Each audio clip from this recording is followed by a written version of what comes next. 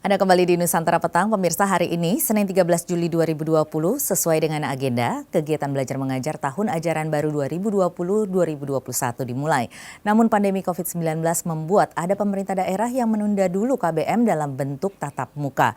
DKI menjadi salah satu daerah yang belum mengizinkan tatap muka dalam kegiatan belajar mengajar.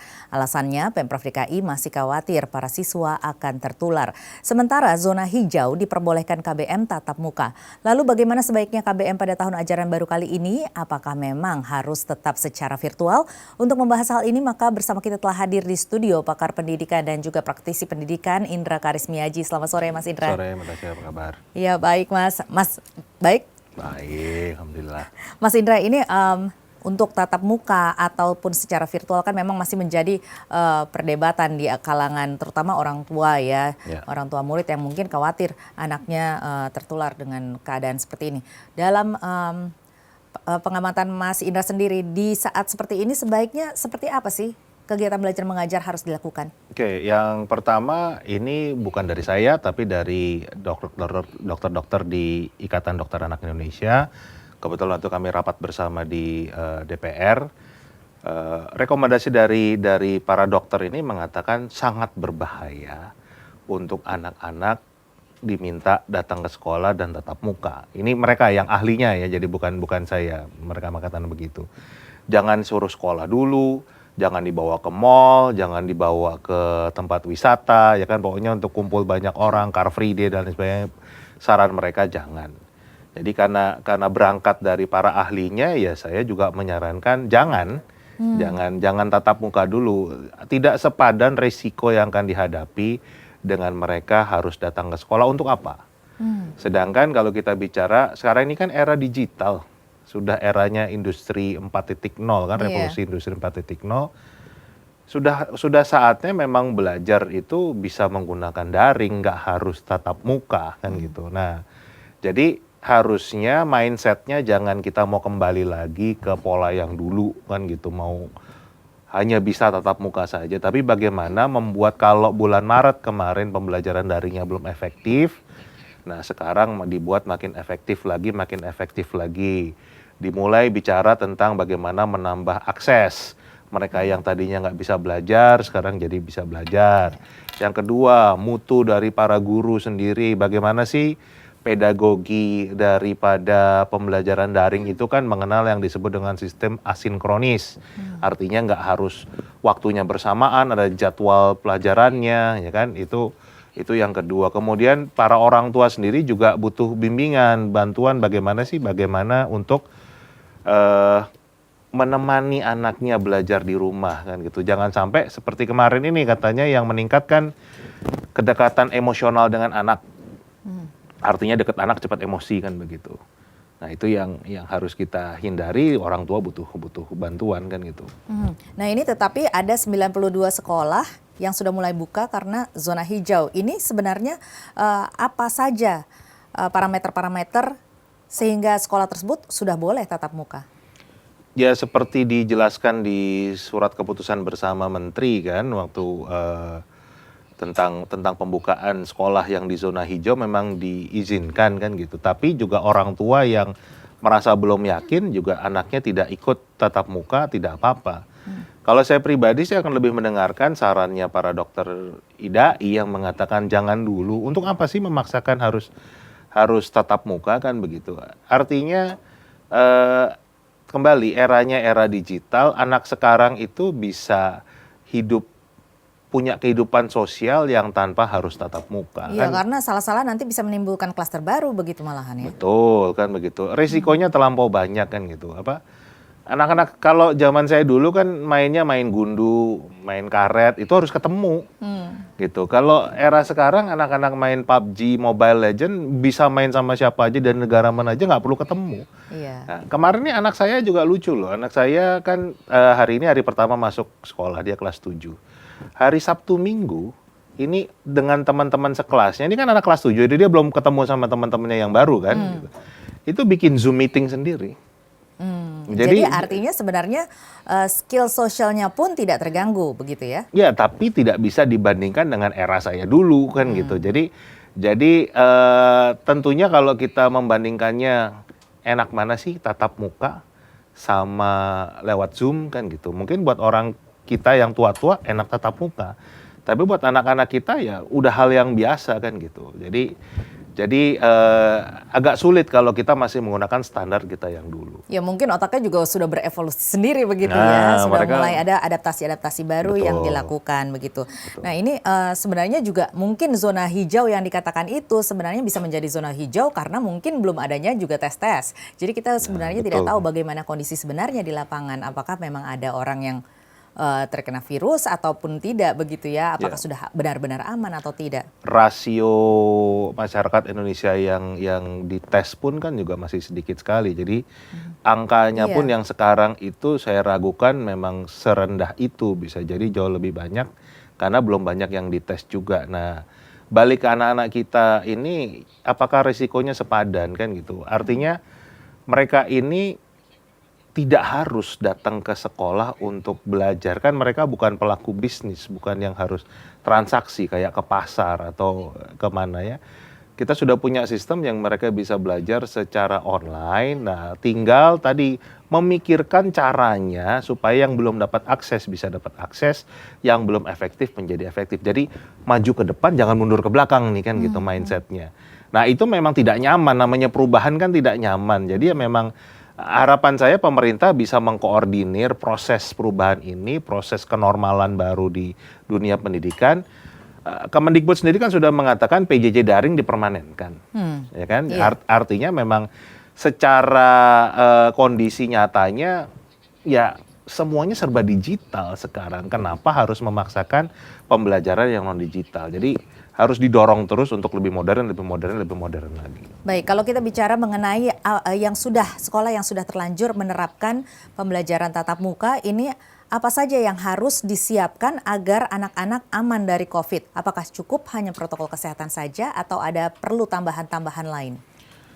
Kalau dari kembali saya bukan ahlinya di bidang ini ya, tapi kalau melihat apa yang dikeluarkan dalam surat keputusan bersama menteri itu cukup detail kan begitu, artinya kapan masuknya, jaraknya, semua cukup detail kan Kemudian gitu. juga sarana dan prasarana yang Sarana perlu prasaranya, disiapkan. termogan, tempat cuci tangan dan lain sebagainya, jarak ini cukup lengkap. Tapi ya kembali itu di sekolah aman, di rumah aman, tapi perjalanan dari rumah ke sekolah, dari sekolah ke rumah, apakah aman? Ya, itu salah satu hal yang kemarin kami diskusikan di Dinas Pendidikan DKI. Mungkin di sekolahnya bisa dijaga, di Ya. rumahnya bisa dijaga, tapi di jalanan. jalannya siapa yang mau jaga ini kan Betul. gitu. Nah, Apalagi mereka harus kenanya di ikut jalan, transportasi umum. kan gitu.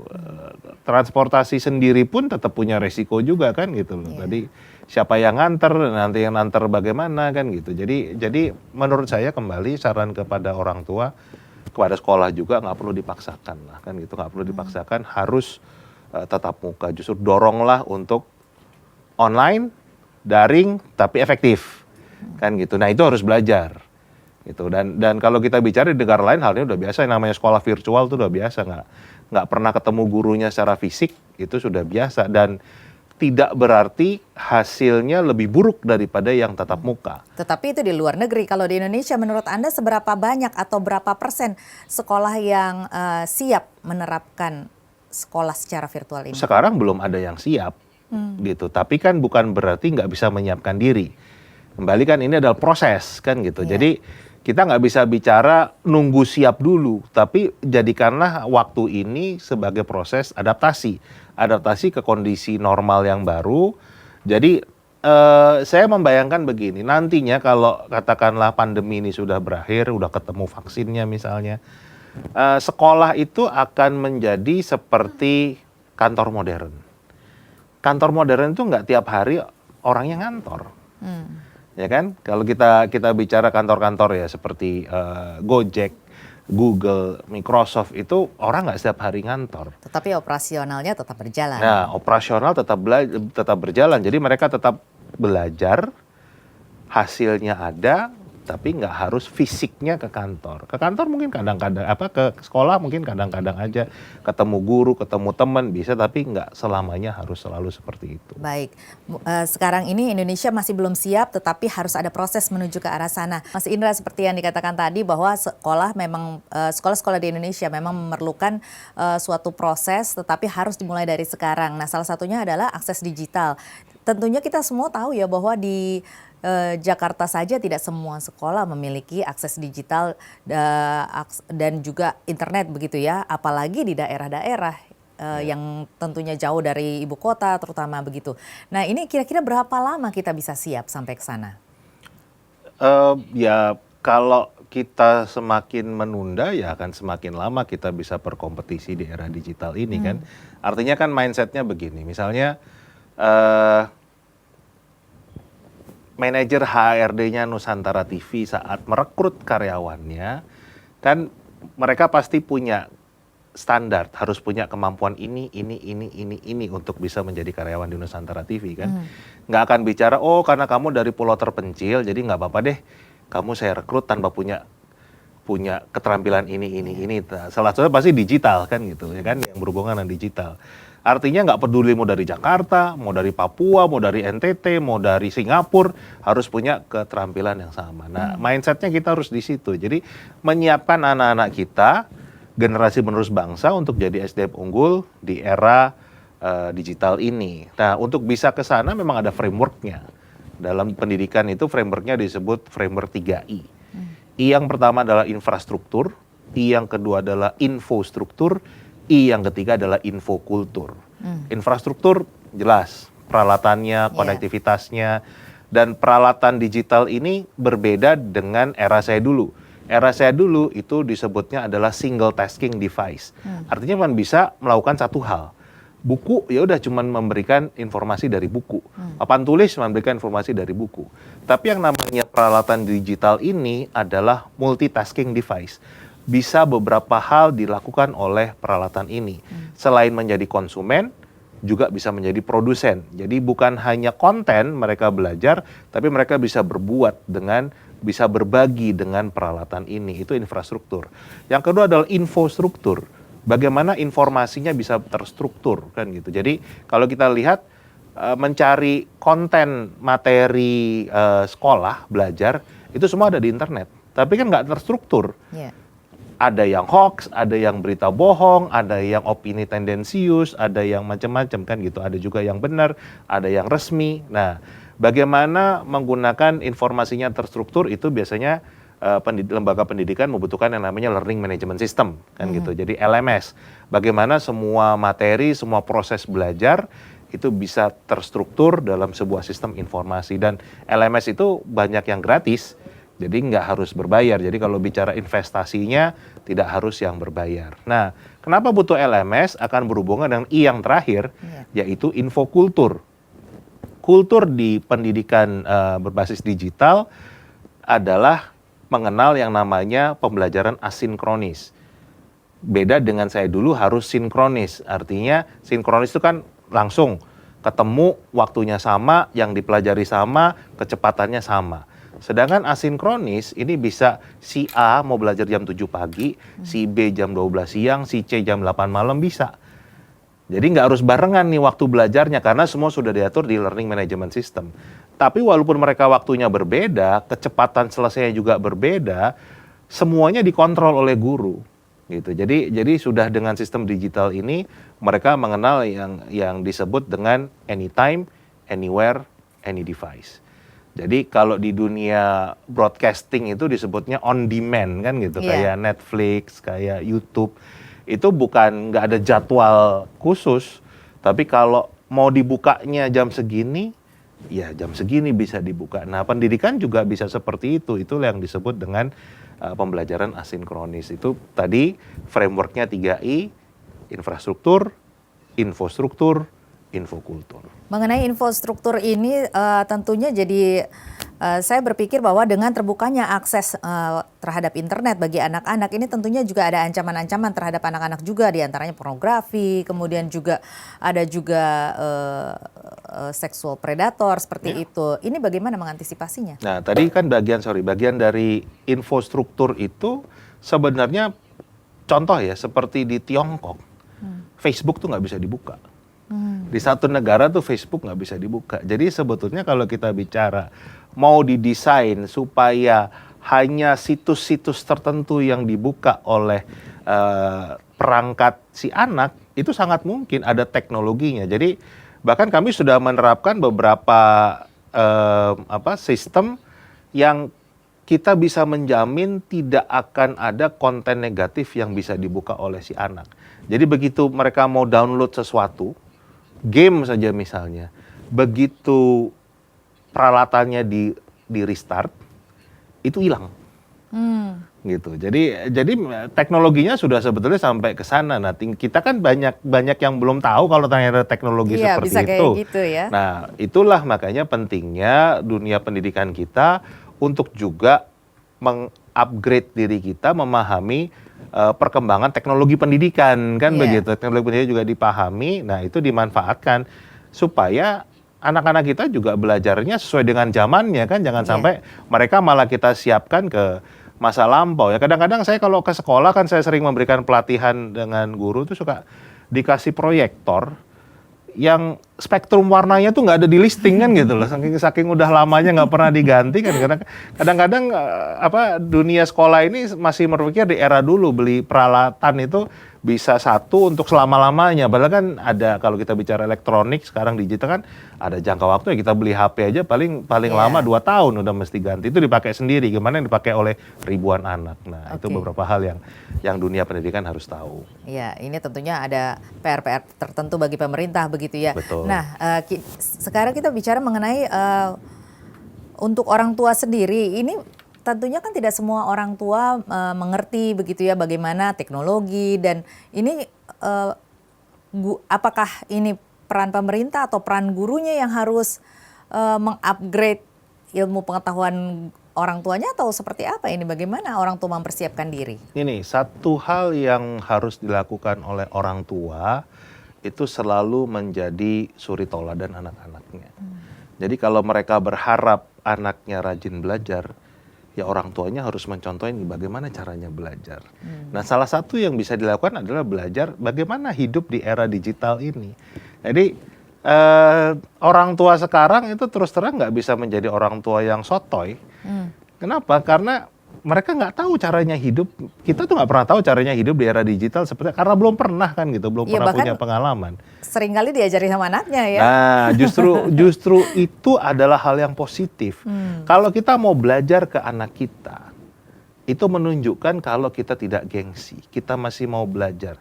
Itu jangan sampai kita malah malu, jangan sampai kita minder. Justru itulah suri tauladan yang paling baik ditujukan ke anak kita. Jadi anak kita melihat, oh papa mama saya aja mau belajar tentang ini. Saya kalau nggak mau belajar malu kan gitu. Jadi polanya kan sudah berbeda. Kalau dulu kan era saya orang tua seakan yang paling tahu segala-galanya kan gitu. Jadi semua informasi tuh dari mereka udah yang paling benar lah kan gitu. Nah ini kan kulturnya lagi, ada info kulturnya sudah berbeda. Sekarang anak-anak bisa lebih tahu informasi lebih dulu kan gitu. Jadi kita nggak bisa lagi bohongin anak-anak kita. Wah udah maghrib nih, jangan main, nanti di gondol WW kan gitu loh. Wah anak sekarang di Google sama mereka kan langsung ngelihat, wah nggak ada WW itu muncul maghrib. Nah, langsung di pikiran mereka, wah ternyata papa mama saya itu penyebar hoax kan gitu. Nah, itu kan yang membuat respek anak-anak kita malah turun, karena padahal kita masih menggunakan style yang lama kan begitu. Nah, berarti itu kita harus upgrade diri sendiri juga. Harus upgrade. Nah, banyak sekali orang tua yang sekarang juga harus bekerja juga. Bagaimana bisa membagi waktu untuk menyesuaikan dengan kondisi saat ini, tetapi juga harus bekerja mencari uang seperti itu. Nah, tadi yang saya katakan, era sekarang ini juga tidak harus tatap muka. Artinya keberadaan orang tua membimbing anak juga tidak selalu harus tatap muka. Kita punya teknologi, tentu saja nggak bisa dibandingkan ya kan gitu. Nggak bisa, wah tetap bagusan, tetap iya pasti saja kan gitu kan. Kita sama saja bertanya bakmi Jawa yang masaknya pakai areng sama yang pakai kompor enakan mana? Semua orang pasti bilang pakai areng kan gitu. Tapi kan nggak berarti kita di rumah sekarang pakainya areng masaknya kan gitu. Jadi kondisinya sama seperti itu. Kita bicara teknologi, ya ada banyak alat yang bisa dimanfaatkan untuk orang tua tetap menjadi bagian penting dari pertumbuhan anaknya, tapi nggak harus selalu tatap muka. Kalau bisa tatap muka itu jauh lebih bagus, tapi kalau nggak bisa ya nggak harus dipaksakan. Termasuk LMS tadi, itu orang tua bisa punya akun. Jadi bagian dari LMS yang bisa ngeliat perkembangan anaknya juga. Jadi kalau dulu kan anak harus nunjukin dulu nih nilainya nih. Kalau zaman bapak saya bahkan masih pakai sabak tuh yang namanya untuk batu tulis. Nilai bagus ditempel di pipi kan gitu. Baru tahu oh nilainya bagus kan gitu loh.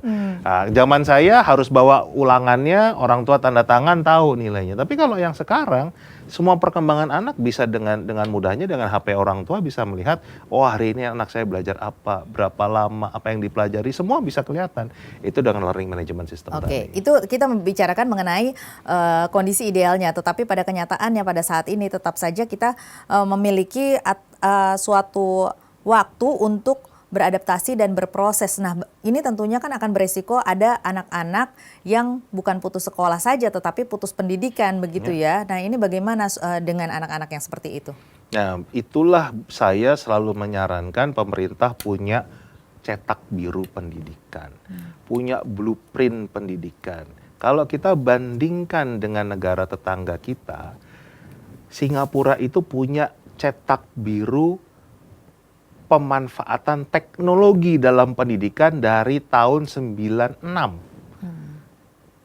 Jadi bukan pendidikannya aja nih, khusus teknologi dalam pendidikan sudah mereka buat dari tahun 96. Mereka sekarang sudah masuk ke fase keempat. Nah kita pendidikannya aja nggak punya blueprintnya kan gitu. Nah itu yang membuat kita kacau sekali, yang membuat mutu pendidikan kita salah satu yang terendah di dunia. Nah mumpung kita punya menteri yang milenial, dan juga sudah disepakati kalau revisi Undang-Undang Sisdiknas itu terjadi sekarang, di masa sekarang ini, saran saya segera buatlah cetak biru pendidikan Indonesia di mana di dalamnya ada pemanfaatan teknologi karena eranya era digital. Bagaimana untuk terus mengembangkan di seluruh Nusantara pengembangan berbasis teknologi ini bisa berjalan kan gitu. Nah, sekarang belum, kalau nggak dimulai ya lebih lama lagi kan gitu karena nggak ada jalan lain, memang kita harus menyiapkan ke arah sana. Baik Mas Indra, terima kasih banyak setelah bergabung bersama kami di Nusantara Petang. Dan pemirsa tetaplah bersama kami, Nusantara Petang masih akan kembali dengan informasi lainnya sesaat lagi.